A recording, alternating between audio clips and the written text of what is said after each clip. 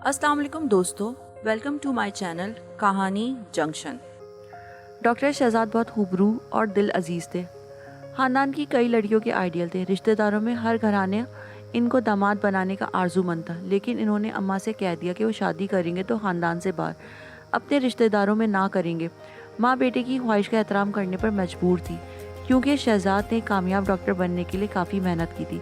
माँ ने कहा कि अगर तुमको कोई लड़की पसंद है तो बता दो, वहाँ रिश्ता करा देती हूँ, लेकिन शर्त यह है कि लड़की का ख़ानदान अच्छा होना चाहिए। किसी ऐसे वैसे घराने की लड़की को बहू ना बनाऊंगी और ना घर में लाऊंगी। ये शर्त शहजाद के लिए कड़ी थी, क्योंकि इससे दौरान मुलाजमत एक ऐसी लड़की भाग गई थी जो इसके मातहत थी और नर्स थी। नर्स होना कोई बुरी बात नहीं, लेकिन शर्त खानदान के अच्छा होने की थी। नर्स होने की नहीं, समीना मोहिस नर्स होती तो कोई बात ना थी, लेकिन वो एक ऐसे घराने से ताल्लुक़ रखती थी जिसकी इक़दार मशकूक थी। बेशक वो खुद पारसा नजर आती थी, लेकिन इसकी बहनें और खालाएं बेहद आज़ाद ख्याल थीं।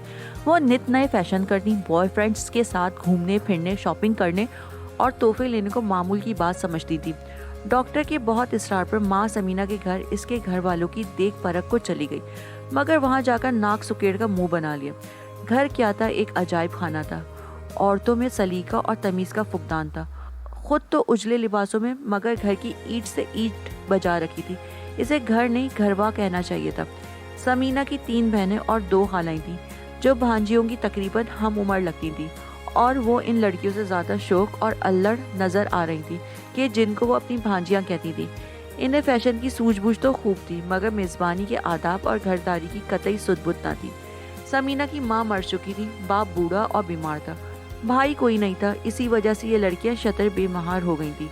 इन सब में सिर्फ समीना ही कुछ ढंग की थी, मगर एक के दुरुस्त नज़र आने से क्या होता है। जब लड़की का रिश्ता लिया जाता है, पहले इसके घर बार, रंग ढंग, रख रखाव और तौर तरीके देखे जाते हैं, और ये सारी खूबियाँ घर के मकीनों में उनका थी।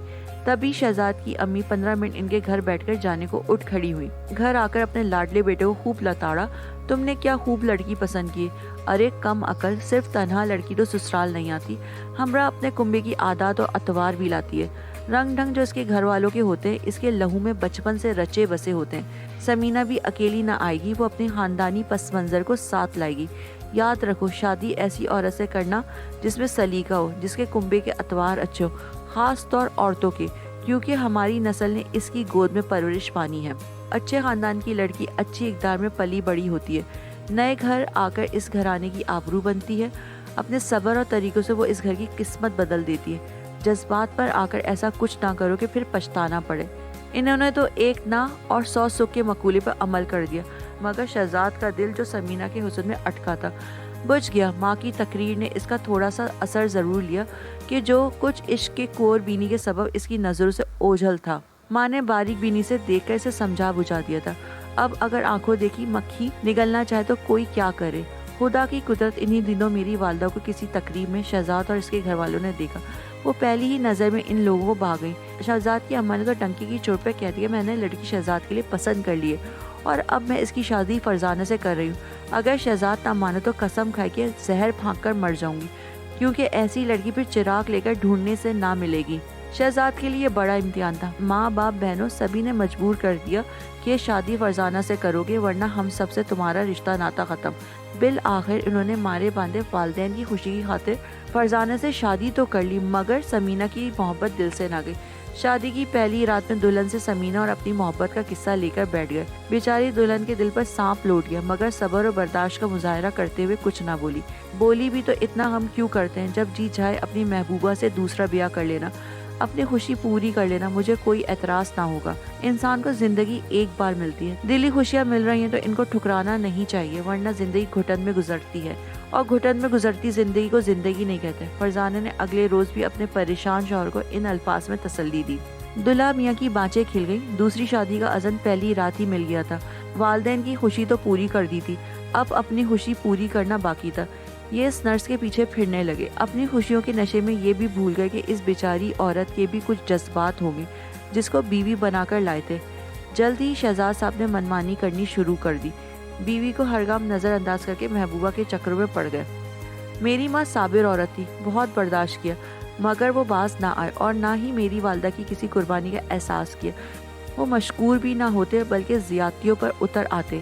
اسی دوران جب امی جان دکھی اور تنہا ہو گئی تھی، اللہ نے ان کے دل بہلانے کا انتظام کر دیا اور میں پیدا ہو گئی۔ فرزانہ بی بی نے مجھ ننھی جان سے دل لگا لیا اور تن من دھن سے میری پرورش کرنے لگی۔ ڈاکٹر صاحب کو اور کھل کر کھیلنے کا موقع مل گیا۔ وہ رات کو سمینہ کو اپنے بیڈ روم میں لانے لگے، گھر والوں سے چوری چھپے۔ بیوی سے کہتے تم ذرا دوسرے کمرے میں چلی جاؤ، میری مہمان خاص آ رہی ہیں، میں نے دوسری شادی کر لی ہے۔ تم ہی نے تو کہا تھا کہ زندگی انسان کو ایک بار ملتی ہے اور اپنی خوشیوں کو یوں ہی گنوا دینا بے وقوفی ہے۔ لیکن میرے گھر والوں کو پتہ نہ چلے، میرے راز کا پردہ رکھنا، کیونکہ اچھی بیوی ہی سچا ساتھی، مہربان دوست اور ہمراز ہوتی ہے۔ میری ماں نے لب سی لیے شوہر کی خوشنودی کے لیے، جیسا وہ کہتے ویسا کرتی، لیکن میں تو ناسمجھ بچی تھی۔ جب دوسرے کمرے میں ماں ساتھ لے جا کر لٹاتی، جھولے کے بغیر نہ سوتی، سوئی ہوتی اٹھ جاتی اور رونے لگتی۔ تب ایک دن میری دادی اپنے کمرے سے نکل کر یہ معلوم کرنے چلی آئیں کہ میں رات کو روتی کیوں ہوں۔ یہ دیکھ کر ان کو بڑی حیرت ہوئی کہ امی میرے ہمراہ دوسرے کمرے میں تھی اور ابو دوسرے کمرے میں۔ وہ پوچھنے لگے کہ بہو تم اس کمرے میں کیوں ہو؟ ادھر تو کھڑکی میں جالی بھی نہیں ہے، مچھر آ جاتے ہیں تبھی بچی روتی ہے، اپنے بیڈ روم میں سے لے جاؤ۔ یہ رات کو اٹھ جاتی ہے، روتی ہے تو شہزاد کو نیند نہیں آتی، ان کی بھی آنکھ کھل جاتی ہے۔ امی نے جواز دیا، اسے چاہیے کہ وہ اس کمرے میں آ کر سو جایا کرے، پنکھا فل کر کے سو سکتا ہے مگر بچی تو تیز ہوا میں نہیں سو سکتی۔ وہ کہتے ہیں کہ ان کو دوسری جگہ نیند نہیں آتی۔ واہ یہ کیا بات ہوئی، ننھی بچی مچھروں کے کاٹنے سے بیمار پڑ جائے گی۔ یہ کہہ کے وہ بیڈ روم میں جانے لگی تو دروازہ اندر سے بند ملا۔ یہ در بجانے لگی کہ اٹھو شہزاد، بچی کو تکلیف نہ دو، تم ہی ادھر سو جاؤ، اس کو جھولے میں سونے دو۔ وہ کیسے دروازہ کھولتے، سوتے بن گئے، مگر اماں بھی بہت زیرک تھی، انہیں شک ہو گیا تھا۔ رات بھر جاگتی رہیں۔ صبح 4 بجے سے چند منٹ قبل بیٹے نے گاڑی نکالی اور سمینہ کو گاڑی میں بٹھا کر گھر سے نکلے۔ تبھی بڑی اماں اپنے کمرے کی بالکنی سے دیکھ رہی تھی۔ بس پھر کیا تھا، انہوں نے خوب ہنگامہ کیا۔ شہزاد سمجھے بیوی نے اماں سے چگلی کی ہے، تبھی انہوں نے تاک لگائی اور بالکنی میں جھانکا ہے۔ وہ تو صبح سویرے ہسپتال ڈیوٹی پر جایا ہی کرتے تھے اور یہ روز کا معمول تھا۔ آج اماں کو ایسی تاک جھانک کی کیا ضرورت آ پڑی تھی؟ بس انہوں نے میری اماں پہ الزام لگا دیا اور ان سے خوب جھگڑا کیا کہ تم نے کچھ خبر کی ہے۔ یوں بات بڑھ گئی اور امی روٹ کر میکے آ گئی اور ابو کی قسمت سے بلی کو بھاگو چھیکا ٹوٹا۔ انہوں نے میری ماں کو منا کر گھر لے آنے کے بجائے طلاق دے دی، کیونکہ وہ سمینہ سے واقعی شادی کر چکے تھے اور اپنے دل کی خوشی پوری کرنے کے در پر تھے۔ میری ماں نے ان سے دل کی خوشی پوری کرنے کو ضرور کہا تھا، مگر یہ ہرگز نہ کہا تھا کہ مجھے طلاق دے دو۔ طلاق ابو نے میری ماں کو سمینہ کی خوشی کے لیے دی تھی اور یہ انہوں نے بڑا ظلم ڈھایا تھا۔ میں اتنی چھوٹی تھی، اس وقت ماں کے بغیر نہ رہ سکتی تھی، لہٰذا مجھے بھی انہوں نے ہمیشہ کے لیے میری ماں کو سونپ دیا۔ سمینہ کے بارے میں دادی نے صحیح اندازہ لگایا تھا۔ سچ ہے جو بزرگ دیکھ سکتے ہیں، کم عمر اور نا تجربے کار نوجوان ان چیزوں کا ادراک نہیں کر سکتے۔ سمینہ نے آتے ہی ایسے لچھن دکھائے کہ سب گھر والوں کو بیمار ڈال دیا۔ ہر ذہن کا سکون لوٹ گیا۔ تنگ آ کر دادا صاحب نے ڈاکٹر بیٹے کو گھر سے باہر کر دیا۔ تم ہمارے نہیں رہے تو ہم بھی تمہارے نہیں ہیں، لہٰذا خود کماؤ اور ہم سے دور رہو۔ اس سارے قصے میں اپنی ماں کے بعد سب سے مظلوم میں تھی۔ اس امر کا سبھی کو اندازہ تھا، لہٰذا ننیالی مجھ سے پیار کرتے تھے۔ میرے پاس سب کچھ تھا، والد کا پیار نہ تھا۔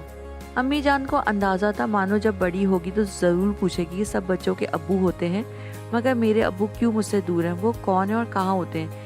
میرے لیے تو میری ماں ہی سب کچھ تھی۔ امی نے بھی مجھ کو ہی حاصل زندگی سمجھ لیا، لیکن نانا نانی کو علم تھا کہ نوجوان عورت کے لیے اس دنیا میں اکیلے رہنا اس معاشرے میں آسان نہیں ہے۔ انہوں نے امی کی دوسری شادی کا فیصلہ کر لیا، حالانکہ امی یہ نہ چاہتی تھی، مگر بوڑھے والدین نے واسطے دے کر ان کو مجبور کر دیا۔ ان دنوں میں 4 برس کی تھی جب امی کی دوسری شادی ہوئی۔ گھر میں فنکشن تھا اور میں بہت خوش تھی، نہ سمجھتی اندازہ نہ تھا۔ یہ فنکشن نہیں بلکہ میری ماں کی دوسری شادی ہو رہی تھی اور وہ مجھ سے کوسوں دور جا رہی تھی۔ میں جب فنکشن کے بعد ماں کے کمرے میں آئی، دیکھا کہ ماں نہیں ہے۔ نانا نانی سے پوچھا کہ ماں کہاں ہے، کیونکہ سارا وقت نانی نے ہی سنبھالا تھا مجھے۔ انہوں نے سمجھایا کہ وہ کہیں گئی ہے اور آج رات نانی اماں کے ساتھ سونا ہے۔ میں بہت روئی، کیونکہ ماں کے بغیر سونے کے لیے یہ میری پہلی رات تھی۔ ماں کے خاندان کے سارے لوگوں کو مجھ سے ہمدردی تھی۔ ماں کے قریبی رشتہ دار اپنے بچوں کے لیے اتنا کچھ نہیں کرتے تھے جتنا کہ میرے لیے کرتے تھے، خاص طور پر ماموں۔ اس رات میرے ماموں سے تو میری حالت دیکھی نہ گئی۔ وہ رات کو کافی دیر تک میرے پاس رہ کر مجھے بہلاتے رہے، یہاں تک کہ میں ان کے بازو پر سر رکھ کر سو گئی۔ اب یہ ہوتا کہ رات ہوتے ہی ماں کو یاد کر کے رونے لگتی، تب ماموں آ کر میرے ساتھ لیٹ جاتے، اپنے بازو کا تکیہ بنا کر لوری سناتے اور میں سو جاتی۔ روز کے اس معمول سے ممانی تنگ آ گئی، ان کو غصہ آنے لگا۔ ماموں کا گھر پاس ہی تھا۔ اس مسئلے کا حل انہوں نے یہ نکالا کہ مجھے گھر لیا تاکہ ان کے بچوں کے ساتھ کھیلوں اور رات کو بھی وہ مجھے روز سلا دیا کریں۔ ممانی سے یہ بھی 2 دن برداشت نہ ہوا، وہ جھگڑنے لگی کہ میں اپنے بچوں کے علاوہ کسی اور کی ذمہ داری کیوں لوں۔ پھر مانو کی ماں نے اپنے شوہر سے طلاق لے کر ہم پر کون سا احسان کیا ہے جو ہم اس کی بیٹی کو پالیں۔ امی کو تو میں بہت یاد آتی تھی۔ انہوں نے ایک روز فون پر ممانی سے التجا کی کہ اماں کے گھر مانو اکیلی ہو جاتی ہے تو گھبراتی ہے، آپ کے بچوں میں کھیلنے سے بہل جاتی ہے، اس پر رحم کرو، اپنے گھر رکھو، اس کا خیال بھی کرو، میں تو مجبور ہوں، دور ہوں، آ بھی نہیں سکتی۔ ممانی کسی طرح تو مان گئی، مگر جب میں ذرا سیانی ہو گئی تو ان کو پھر سے کھٹکنے لگی۔ کہتی تھی یہ میرے بچوں سے مقابلہ لگاتی ہے اور لڑتی بھی ہے، بہتر ہے کہ اسے بچوں کے ہاسٹل میں بھیج دو۔ ماموں اڑ گئے کہ ایسا نہیں ہوگا، یہ ماں باپ کے بغیر رہ گئی ہے، اسے پیار کی ضرورت ہے، میں اسے قطعی ہاسٹل میں نہ ڈالوں گا۔ جب بات بڑھنے لگی تو ماموں نے اپنا تبادلہ دوسرے شہر کرا لیا اور بیوی سے بہانہ کیا کہ وہاں مجھے مکان نہیں مل رہا، لہٰذا تم ادھر ہی رہو، یہاں بچے بھی پڑھ رہے ہیں۔ انہوں نے اسلام آباد میں مکان لیا اور نانا نانی کو بلوا لیا۔ یوں میں ان کے اور ماموں کے ساتھ رہنے لگی۔ کچھ عرصے تک تو ممانی کو پتہ نہ چلا۔ ایک روز کسی طرح ان کو معلوم ہو گیا، تب انہوں نے شوہر سے سنگین جھگڑا کیا اور یہ کہہ کر گھر سے چلی گئی کہ آپ نے جیون ساتھی پانے کے لیے شادی کی تھی یا اپنی بھانجی پلوانے کے لیے۔ ماموں نے ان کو بھی بچوں سمیت اپنے پاس اسلام آباد بلوا لیا، لیکن اب میں ممانی کو خار کی طرح کھٹکنے لگی۔ انہوں نے مجھے بڑی ذہنی اذیت پہنچائی اور خوب بدلے لیے۔ ماموں کے دفتر جانے کے بعد بہت برا رویہ رکھتی۔ نانا نانی واپس لاہور چلے گئے تھے اور اب میں سارا دن ان کے رحم و کرم پر ہوتی تھی۔ ممانی نے اس قدر ذہنی ٹارچر کیا کہ میں ذہنی مریض ہو گئی۔ بیٹھے بیٹھے ڈر جاتی، چیخ مار کر رونے لگتی اور جھرجھریاں لیتی۔ جو دن گزرتے جاتے تھے میری حالت خراب ہوتی جاتی تھی۔ نانی بوڑھی تھی، وہ مجھے سنبھال نہ سکتی تھی۔ امی دبئی میں تھی، وہ بھی نہیں آ سکتی تھی۔ ایک روز ماموں اور نانا ڈاکٹر کے پاس لے گئے۔ انہوں نے کہا اس بچی کو بہت زیادہ پیار اور توجہ کی ضرورت ہے، یہ ہراسہ اور خوفزدہ ہے، اگر ابھی توجہ نہ دی تو بعید نہیں کہ ذہنی توازن کھو دے۔ ماموں لاہور جا کر نانی کو لے آئے اور پھر سب لوگ مجھ پر توجہ دینے لگے۔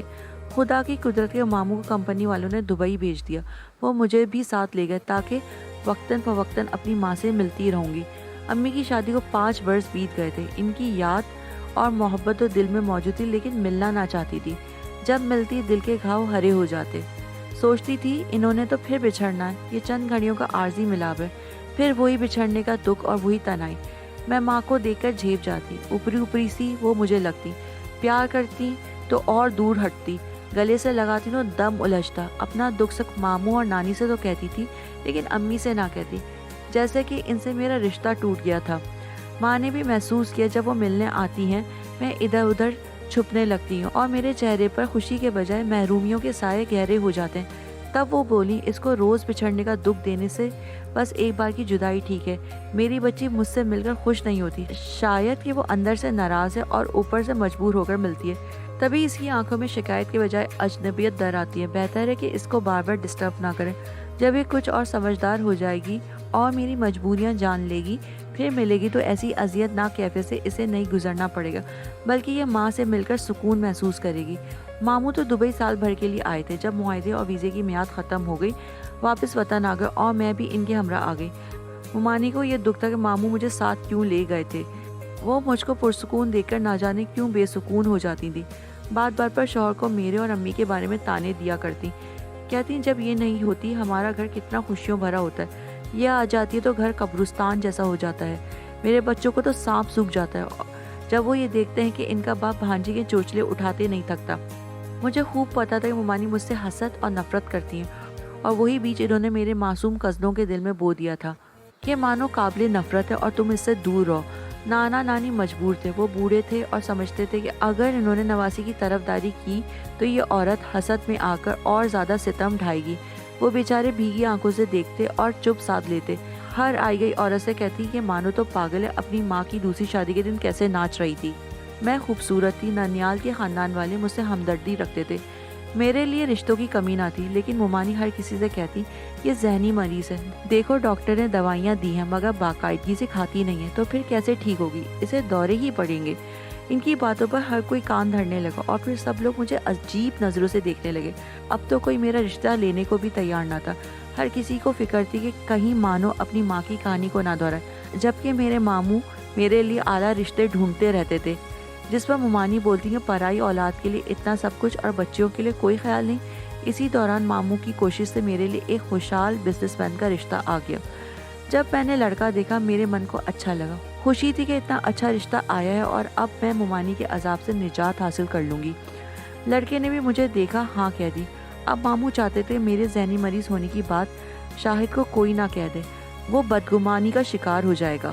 ممانی شاہد کو دیکھ کر حسد سے مری جاتی تھی، کیونکہ وہ خوبصورت، تعلیم یافتہ، دولت، خوش اخلاق تھا، اس میں کچھ کمی نہ تھی۔ وہ چاہتی تھی کسی طرح شاہد سے ان کی لڑکی کی شادی ہو جائے، جو مجھ سے 2 سال بڑی تھی۔ ماموں کا بیوی نے جینا حرام کر دیا، جتنا اچھا لڑکا مانو کے لیے ڈھونڈا ہے، بیٹی کے لیے بھی ڈھونڈو۔ اس بات پر روز لڑائی ہوتی۔ بالآخر ممانی سے رہا نہ گیا، شاہد کی والدہ کے کانوں میں یہ بات ڈال دی کہ لڑکی ذہنی مریضہ ہے، اور ہم نے باقاعدہ ایک ذہنی امراض کے ماہر سے اس بچی کا کچھ عرصے تک علاج بھی کرایا ہے۔ آخر کار وہ اس عورت کو شک و شبہ میں مبتلا کرنے میں کامیاب ہو گئی۔ شاہد کی والدہ نے اپنی طور پر معلومات اکٹھی کی۔ محلے والوں نے بتا دیا مانو کی ماں کو اس کے خاوند نے اس وقت طلاق دے دی تھی جب مانو ابھی صرف 8 ماہ کی تھی۔ پھر اس کے والدین نے دوسری شادی کرا دی اور بچی کو ننیال والوں نے پالا ہے۔ طلاق کی وجہ اس نے ممانی سے دریافت کی، یہ موقع وہ کیوں ہاتھ سے گنواتی۔ من گھڑت کہانی سنا دی کہ فرزانہ سے جوانی میں ایسی لرزش ہو گئی کہ عزت پر بن گئی۔ جلدی میں شہزاد سے شادی کرا دی، مگر وہ تو ڈاکٹر تھا، اسے پتہ چل گیا کہ وہ شادی سے قبل امید سے ہے۔ لڑکی پیدا ہو گئی، اس نے مانو کو اپنی اولاد تسلیم کرنے سے انکار کر دیا اور جھگڑا بڑھا۔ بالآخر بات طلاق پر ختم ہو گئی۔ ممانی نے اسی پر بس نہ کیا بلکہ کہانی کو مزید رنگ دیا کہ فرزانہ نے بالآخر دوسری شادی اسی آدمی سے رچا لی جس کے ساتھ شادی سے قبل تعلق بنایا تھا۔ اب اس کے ساتھ دبئی چلی گئی ہے، لیکن بچی کو ہمارے سر منڈ گئی، جبکہ یہ لڑکی سر پھری بلکہ پیدائشی پاگل ہے۔ ایسی خوفناک باتیں سن کر شاہد کی ماں نے کانوں کو ہاتھ لگایا۔ تب ممانی نے کہا آپ رنجیدہ کیوں ہوتی ہیں؟ میں آپ کو نراش اور خالی دامن نہ جانے دوں گی۔ میری ہیرا کے بارے میں سوچیے، یہ بھی تو لاکھوں میں ایک ہے۔ شاہد کی والدہ کا ذہن ممانی نے اپنی بیٹی کی جانب موڑ لیا اور یوں اس نے مجھے رد کر کے ہیرا باجی سے بیٹے کی شادی کی خواہش کا اظہار کیا۔ ممانی نے ماموں کو قائل کیا بھائی تمہاری بھانجی کے لیے کوئی دوسرا رشتہ آ جائے گا، اس اچھے رشتے کو بھی ہاتھ سے گنوانا بے وقوفی ہے۔ جب وہ ہیرا کا ہاتھ مانگ رہے ہیں تو بیٹی کا رشتہ دینے میں کیا مذائقہ ہے؟ یوں بھی وہ مانو سے 2 برس بڑی ہے، اسے بیاہ دو، اس کے بعد مانو کی باری ہے۔ ہیرا باجی کی شادی ہو گئی، وہ بیاہ کر ایک اچھے گھر میں چلی گئی جنہوں نے ہیرا کا بہت خیال رکھا۔ شاہد نے بھی ماں کی پسند کو مقدم جانا اور ہیرا سے شادی کر لی، لیکن میرا جی اس وجہ سے مزید پریشان تھا۔ میں تو سوچ رہی تھی کہ کسی طور اس جہنم سے چھٹکارا پالوں گی جہاں ممانی جیسی زہر بھری عورت نے میرا جینا حرام کر دیا تھا۔ ماموں نے میری خاموشی اور پریشانی کو محسوس کیا تو کالج میں داخلہ کرا دیا۔ اب کی ممانی خاموش رہی کیونکہ ان کی من کی مراد تو پوری ہو چکی تھی۔ میرے کالج جانے پر کوئی اڑچن نہ ڈالی، حالانکہ میٹرک کے بعد مجھے انہی نے کالج نہ جانے دیا تھا۔ کالج میں ایک لڑکا جو 4th ایئر کا اسٹوڈنٹ تھا، اس نے مجھے پسند کیا اور کسی طور میرے گھر کا پتہ معلوم کر کے اپنی والدہ کو رشتے کے لیے بھیجا۔ ماموں نے ان لوگوں کی جانچ کی، پتہ چلا یہ بہت اچھے اور تعلیم یافتہ لوگ ہیں، دولت مند تو تھے مگر بالکل بھی مغرور نہ تھے۔ سہیل ان کا اکلوتا بیٹا تھا، 4th ایئر کا 1 ماہ باقی تھا جو کہ پلک جھپکتے گزر گیا، اور پھر ماموں نے سہیل کا رشتہ منظور کرتے ہوئے میری شادی اس سے کر دی۔ یوں کہنا چاہیے جہاں قسمت لکھی تھی رشتہ ہو گیا اور پہلے رشتے سے بہتر ہوا۔ سہیل مجھے بہت چاہتے تھے، میرا ہر طرح خیال رکھا۔ اس بار ممانی نے مخالفت نہ کی، شاید وہ بھی مجھ سے چھٹکارا پانا چاہتی تھی۔ ہیرا کے بعد ان کے 3 بیٹے تھے اور آخری لڑکی تھی جس کا نام صبا تھا، وہ ابھی 8ویں میں پڑھتی تھی، لہٰذا اس کی شادی میں دیر تھی۔ تبھی ممانی نے مخالفت نہ کی اور نہ ہی میری شادی میں کوئی رکاوٹ ڈالی۔ شادی کے بعد میں نے اپنی زندگی کے سب حالات من و ان سہیل کو بتا دیے اور ان سے کچھ نہ چھپایا۔ وہ جان گئے میں نے بچپن سے اب تک بہت ظلم برداشت کیے ہیں۔ سہیل نے جہیز لیے بغیر مجھ سے شادی کی تھی اور ممانی کے علاوہ سب کی دعائیں میرے ساتھ تھیں۔ سو مجھے زندگی کی اتنی خوشیاں ملی کہ میں نے ممانی کو معاف کر دیا، بلکہ یہ کہتی تھی کہ آپ کا شکریہ مجھے اپنے گھر میں رکھا، ورنہ میں کہاں جاتی۔ شادی کے بعد 2 بار میرے خاوند مجھے امی سے ملوانے لے گئے۔ وہ تو کہتے تھے کہ اپنے ابو سے بھی ملو، مگر میرے دل نے کہا جس نے کبھی پلٹ کر میری خبر نہ لی، ایسے شخص سے مجھے مل کر کیا کرنا تھا؟ پرانے گھاؤ تازہ ہو جاتے۔ آج میں اپنے خاوند کے ساتھ خوش و خرم زندگی گزار رہی ہوں اور یہ میری امی کی دعاؤں کا ثمر ہے۔ وہ بے شک مجھ سے دور ہے مگر دعائیں تو ضرور کیا کرتی ہوں گی میرے لیے۔ آج کے لیے اتنا ہی، ملتے ہیں اگلی کہانی کے ساتھ۔ اپنے قیمتی فیڈ بیک دینے کے لیے ویڈیو کو لائک اینڈ سبسکرائب ضرور کیجیے، اور اگر آپ کے پاس بھی ایسی ہی کوئی انٹرسٹنگ اسٹوری ہے تو ڈسکرپشن باکس میں دیے گئے جی میل ایڈریس پر ہمارے ساتھ ضرور شیئر کیجیے۔